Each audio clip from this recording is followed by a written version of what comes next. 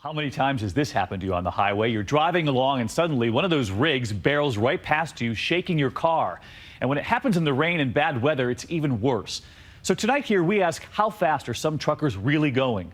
And this number, rigs are involved in 868 crashes every day here in America. Tonight, Matt Gutman flying high above the interstate, the 2020 speed trap. And wait until you hear from one of those tired drivers. Should they be on the road in one of those trucks at all? 2020's on the chase, out with the Ohio State Highway Patrol using air power to declare war on reckless truckers. At 3,500 feet above I-70 outside Columbus, Sergeant George King uses a stopwatch and white marks on the road to spot violators. Following too close. It's going too fast. It looks like an oversized load. King zeroes in on this 18-wheeler, barreling down the highway at 77 miles per hour and tailgating a car. A real dark blue white box. Following too close, 0.34 seconds. I'm now with the ground unit, and Sergeant Reimer jams his cruiser into gear. This guy's going so fast. We are flying right now, trying to catch up. You can see how fast we're passing these trucks. The trucker pulls over. He's not happy.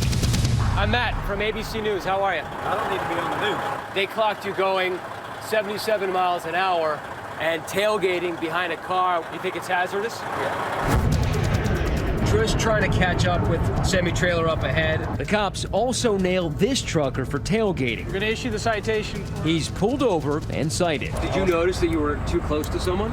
Well, sometimes you have to do that when you're passing another car. Cracking down on potentially dangerous truckers is a top priority.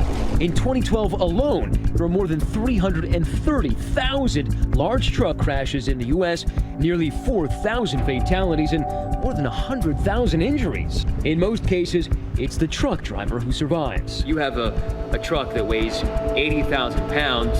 What happens when it collides with anything else? It's catastrophic. Looks like a bomb went off, right? Yeah, pretty much. It was a terrible accident. 2 vehicles and a Walmart truck.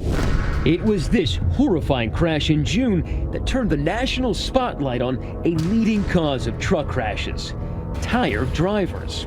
At 1 a.m. on the New Jersey Turnpike, a Walmart truck sped through a construction zone, going 20 miles over the limit and plowing into the back of 3 vehicles, including a limo bus carrying a group of comedians. Comedian Tracy Morgan in critical condition right now. Superstar comedian Tracy Morgan and 2 others were critically injured. Another comedian was killed in the crash. 62-year-old James McNair, a longtime friend and mentor to Morgan.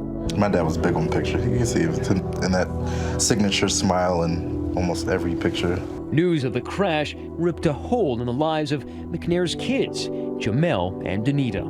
It's hard to sometimes even, find the words. The fact that he's not here anymore, I feel like I lost my best friend. The family was shocked by what they learned about the Walmart driver, Kevin Roper, who has pleaded not guilty to charges related to the crash. Turns out that Roper had commuted over 700 miles from his home in Georgia to the Walmart facility in Delaware before he even punched in. Police say Roper had been awake for a full 24 hours when he slammed into Morgan's limo, allegedly fueled on a deadly combination of fatigue and velocity. We want whoever is responsible for it to be held accountable for it. The question the McNairs are now asking: did Walmart, the largest truck operator in the country, keep proper track of Roper's hours? They have to make sure that their drivers are doing so in a responsible manner. And that means making sure your drivers are not driving in a way that they're dangerous. Walmart says it is cooperating fully in the ongoing investigation, and that if it's determined that our truck caused the accident, Walmart will take full responsibility. Despite the huge toll caused by trucking accidents, the industry trade group maintains that safety is a top priority. 2/3 of accidents involving commercial vehicles are actually caused by a vehicle other than the commercial vehicle. Driving a semi-tractor trailer like this, any small mistake, we can take a life. Out here on the road, trucker Abe Atella says so many companies put unrelenting pressure on drivers to deliver loads on time. There are other circumstances where companies and drivers will put money ahead of safety. And Atella says he found that out firsthand on a frigid February night this year. The trucker with the spotless record was in the middle of a 400-mile run to Wisconsin hauling a load of tomatoes for his company K&B. All of a sudden, he says he notices himself drifting dangerously into a type of unconsciousness that truckers call microsleeping. Basically, your eyes are open, your hands are on the wheel, but your brain shuts off for 3 to 5 seconds. Atella says he was so worried he might cause an accident, he pulled into a truck stop and called the K&B dispatchers. Hey man, we got a bit of a problem, dude. I'm starting to fall asleep going down the road here. But get a load of this. The K&B dispatchers, instead of telling him to just get some rest, hot potato Abe from one dispatcher to another, each of them with the same advice. Get some coffee and then because we don't have a choice on this. Get a cup of coffee, walk around the truck, do something. I already did that earlier, man. Now the last dispatcher is relentless, even refusing to listen to Atella. Let's get out and get some fresh air. What is it, about 10 degrees outside? Yep. That'll wake you right up, right? I can get you all fired up. If you want me to make you angry, I can get you woke up that way. He's not getting your goat. No, I knew before I made the phone call I was not moving that truck anymore until I got some sleep. I'm telling you, I'm not safe to drive at the moment. Okay, boy, then here's the deal. We don't have a choice on this. That's not how we work here, KB. I say I'm not gonna hurt anybody out here on the road. You know what? You don't need to jump to that. That's dramatic that I don't need this morning, right? You're being honest, and he's saying, oh, that's dramatic bullcrap. I don't need this. I mean, it was very clear at that point that he just cared about that load and making that money. And But the dispatcher still isn't through. Listen as he now ups the ante, threatening to dock Atella's pay. Wonder where your paycheck went this week? You know, it came down to where it went tonight. Are we clear on that?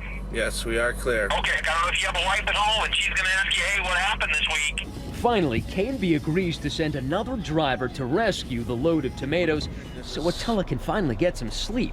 So, when you wonder where your paycheck went this week? And ultimately, the company didn't dock his pay. K&B refused to talk to us about how its dispatchers handled Atella's case, but we did get a very clear response from the head of the trucking lobby. Well, the driver was obviously doing the right thing. And the dispatcher was obviously doing the wrong thing.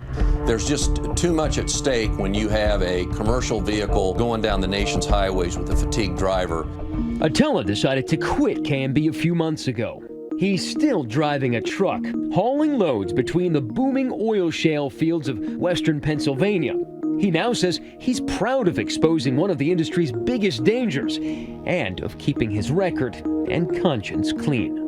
this is the side of trucking that people never see. You know, this is the kind of treatment that drivers have been putting up with for so long because we know that our jobs are on the line here.